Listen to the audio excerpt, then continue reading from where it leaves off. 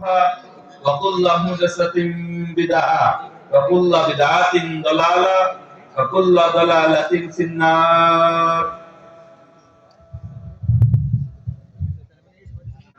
মুহাম্মদ আরবি সাল্লাল্লাহু আলাইহি ওয়াসাল্লামের উম্মত হিসেবে প্রেরণ করেছেন।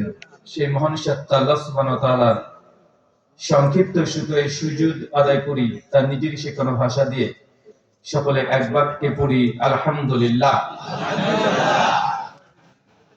পূর্বাচল আহলে হাদিস জামে মসজিদের উদ্যোগে এবং পরিচালনায় 2 দিন ব্যাপী পূর্বাচল সালাফি কনফারেন্স 2025 এর আজকে অন্তিম দিন।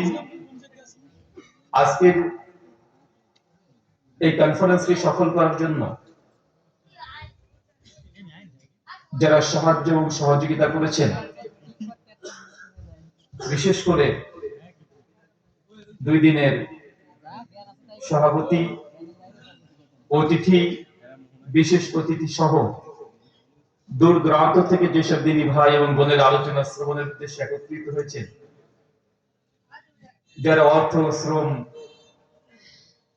অক্লান্ত পরিশ্রম, দোয়া এবং পরামর্শ দিয়ে সহযোগিতা করেছেন, আল্লাহ সুবহানাহু ওয়া তাআলা তুমি তাদের প্রত্যেকের নেক নিয়াত এবং নেক আমলগুলোকে কবুল করে নাও। সকলে পড়ি আমিন। আমিন। মহান সত্তা আল্লাহ সুবহানাহু ওয়া তাআলার কাছে দোয়া, এই প্রার্থনা, আল্লাহ সুবহানাহু ওয়া তাআলা আমরা মানুষ, আমরা কম বেশি ছোট বড় ভুল ত্রুটি বিচ্যুতি গুনাহ পাপ অন্যায় করে থাকি। আজকের এই আলোচনা সবার ওসিলায় আমাদের পেছনের ছোট ছোট গুনাহগুলোকে তুমি ক্ষমা করে দাও। সবাই পড়ি আমিন। আমিন। সম্মানিত সুধী, লম্বা আলোচনা করার সুযোগ থাকলেও করবো না ইনশাআল্লাহ, কারণ আপনারা বলবেন হ্যাঁ চালিয়ে যান। হ্যাঁ, এটা শোনার জন্য তো বসে আছি। খুব লম্বা আলোচনা করব না। আজকে আপনারা জুমার পর থেকে অনেকে আছেন, আলোচনা শুনেছেন, আর আমি বারবার একই কথা বলি। আসলে আমরা এখন আলোচক না, আমরা এখন আলেম না। শেখ আলহামদুলিল্লাহ অনেক বড় বড় খেতাব আমাকে দিয়েছেন, আল্লাহ সুবহানাহু ওয়া তাআলা কবুল করুন। আমিন। আমিন।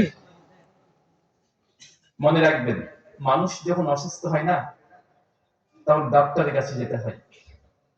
ডাক্তারের কাছে গিয়ে মূলত মূল চিকিৎসা ডাক্তার তিনি করবেন। আল্লাহ সুবহানাহু ওয়া তাআলা শাফি, তিনি তো সুস্থতা দেবেন অবশ্যই, কিন্তু ওসিলা হিসেবে ডাক্তারের কাছে মানুষকে যেতে হয় এবং ডাক্তার ট্রিটমেন্ট করবে, এটাই স্বাভাবিক। তিনি এই বিষয়ে বিশেষজ্ঞ। পাশে দেখবেন কিছু মানুষ থাকে, যখন মানুষ অসুস্থ হয়, ওই ব্যক্তিগুলো ডক্টর নয়, ডাক্তার বিদ্যা সম্পর্কে তেমন জ্ঞানও নেই। শুধুমাত্র তাদেরও প্রয়োজন হয় যে একটা মানুষ যখন অসুস্থ থাকে, বেডে শুয়ে থাকে, একটা মানুষের প্রয়োজন হয় যে পিঠে গিয়ে হাত বোলাবে, বাবা ভাইজান কোনো সমস্যা নেই, ইনশাআল্লাহ আল্লাহ আপনাকে অবশ্যই শেফা দান করবে।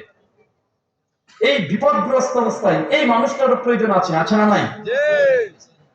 এই বিপদগ্রস্ত অবস্থায় এই মানুষটার প্রয়োজন আছে যে সে ডাক্তার না, কিন্তু সেই মানুষের আত্মিক দিক থেকে শক্তি জোগানোর জন্য মেডিকেল সায়েন্সও বলছে এইভাবে মনের যে জোর, এই শক্তি, ক্ষমতা, পাওয়া, এটা দেওয়ার জন্য একটা মানুষের জরুরত আছে। তো মূলত শরীরের ডাক্তার শেখ মাসেক যারা আছেন, যারা আলোচনা করেছেন, ইনারা আলোচনার শেষে আমি এসেছি জাস্ট পিঠে একটু থাবা দেওয়ার জন্য, আপনাদের পিঠে একটু হাত বুলিয়ে দেওয়ার জন্য।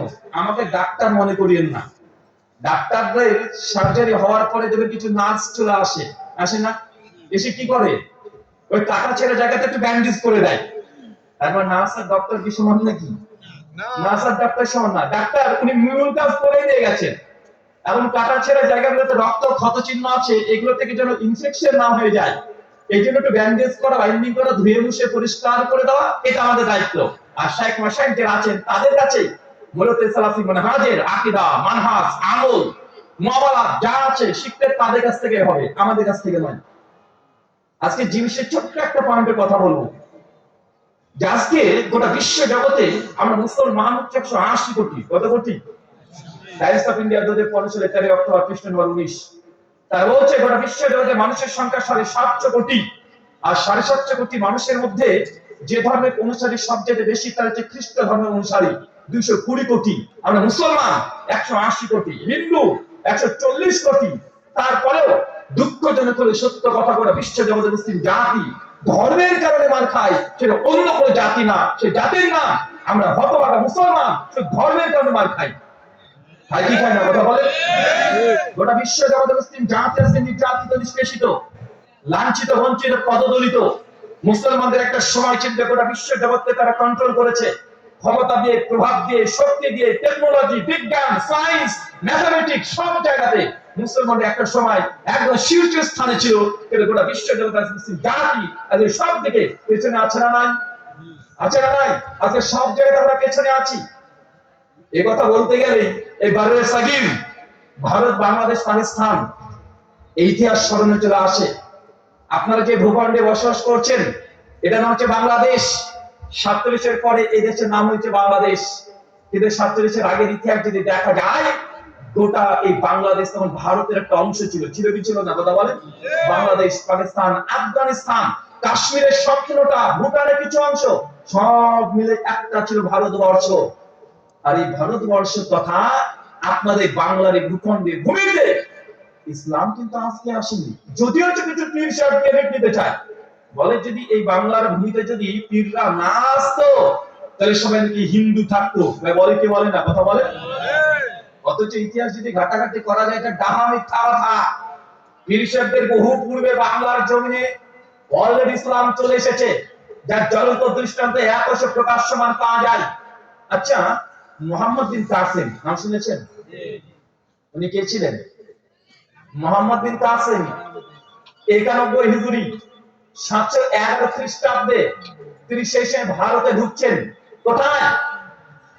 বর্তমান পাকিস্তানের করাচি দেওয়াল বন্দরে। সেই সময় রাজা দাহিরের সঙ্গে যুদ্ধ করে, লড়াই করে তাকে পরাস্ত করে ভারতবর্ষে অলরেডি সেই সময় পাকিস্তান কেন্দ্রিক ওই জায়গাগুলোতে অলরেডি ইসলাম চলে এসেছে। কিন্তু কিছু বদমাশরা দাবি করছে ইসলামকে বিকৃত করে যে ভারতবর্ষে থেকে ইসলাম নিয়ে এসেছে, তার নাম হচ্ছে পীর সাহেবরা। পীররা তো অনেক পরে এসেছে রে বাবা, তার আগে অলরেডি ইসলাম চলে এসেছে। প্রায় 998 থেকে 1002 খ্রিস্টাব্দ পর্যন্ত সুলতান মাহমুদ ভারতবর্ষে 17 বার এসেছে। কতবার এসেছে? 17 বার এসেছে। তোমার পীররা তো অনেক পরে এসেছে, অনেক পরে। বাংলাতে ইসলাম যখন প্রথম প্রবেশ করে ইখতিয়ারউদ্দিন মোহাম্মদ বখতিয়ার খিলজি আমলে 1204 খ্রিস্টাব্দে, আমার যে বাড়ি মুর্শিদাবাদ, মুর্শিদাবাদ থেকে কিছুটা দূরে, মাত্র 20 কিলোমিটার দূরে নদিয়া, ওই নদিয়া নবদ্বীপে ইখতিয়ারউদ্দিন মোহাম্মদ বখতিয়ার খিলজি তিনি প্রথম আসেন। সেই সময়তে রাজার নাম কি ছিল বলতে পারেন? লক্ষণ সেন। মাত্র 17 জন ব্যক্তিকে ঘোড়ায় চড়ে মুসলমানরা এসেছে। লক্ষণ সেন পালিয়ে এই বর্তমানে আসাম যে জায়গাতে, এই জায়গাতে অবস্থান করেছিল। আপনাকে আমি এতটুকু বলতে চাই যে কিছু মানুষ ফায়দা লুটার চেষ্টা করে ইতিহাসকে বিকৃতি করে। তারা বলতে চায় ইসলাম এসেছে পীরদের মাধ্যমে। এই কথাটা মিথ্যা কথা। আর ছোট্ট কথা বলি আপনাদের, এই যে কুড়িগ্রাম একটা জেলা আছে না? আছে তো কুড়িগ্রাম। কুড়িগ্রাম জেলার রামদাস মৌজা 1987 সালে একটা বড় বাগান, বাঁশের বাগান একদম স্তূপ হয়েছিল।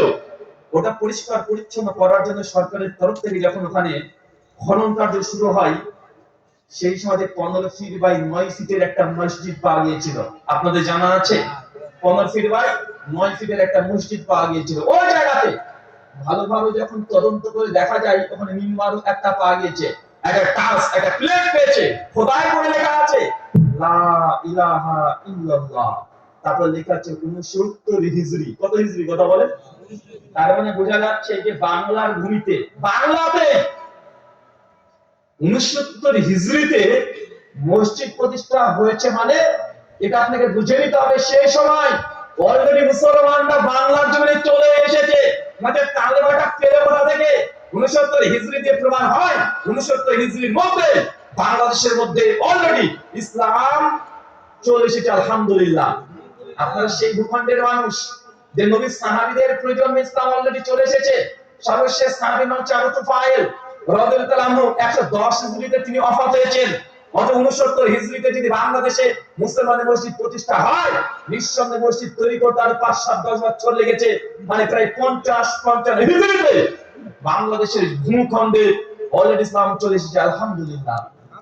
বাংলাদেশের অনেক জায়গা আছে, কুমিল্লার ময়নামতি অঞ্চল একটা বৌদ্ধ টেম্পলকে পরিষ্কার করতে গিয়ে কিছু পয়সা পেয়েছে, আরবিতে লেখা আছে, আরবিতে কালেমা লেখা আছে, সবগুলো কুড়িগ্রাম রংপুরের যে জাদুঘর আছে সংরক্ষণ করা আছে, একটু গুগল করে দেখে নিতে পারেন, তথ্য ডকুমেন্ট সব পেয়ে যাবেন। কিন্তু আমাদেরকে এখানে কিছু মানুষ ফাঁকি দিয়ে ব্যবসা করার জন্য বলতে চাই ভাগ্যিস পীর সাহেবরা এসেছিল তাই তোমরা মুসলমান, নচেত সকল তোমরা হিন্দু থাকতে। বলে কি বলে না? আসলে মানুষকে তথ্য বা দলিল থেকে বিমুখ করার জন্য অনেকগুলো কৌশল অবলম্বন করে, তাহলে এটা একটা কৌশল। আর দুই, কিছু কিছু ওলামারা দেখবেন আপনি যতই ভালো কাজ করেন না কেন, যতই দাবি করেন না কেন, এটা কোরআনে আছে, এটা হাদিসে আছে, যারা সত্য গ্রহণ করতে চায় না, কিছু মানুষ আছে তাদের কাছে সত্যের মানদণ্ড হচ্ছে অলৌকিক ক্ষমতা। কি বলেন তো চাচা? কি ক্ষমতা?